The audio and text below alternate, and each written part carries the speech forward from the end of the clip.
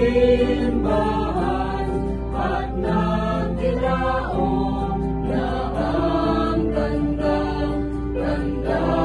ng pagdiriwang at pagmisa, Paskong dakilang araw.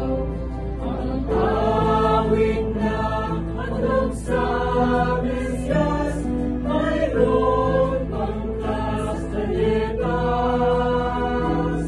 at ang koro tuloy ang kanta, may saliw din na kwanderetas.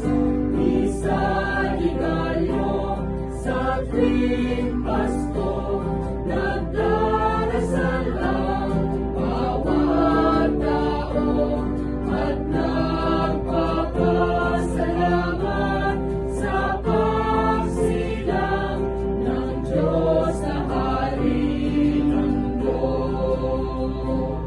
Ang awit na handog sa Mesyas, mayroong pang kastalitas.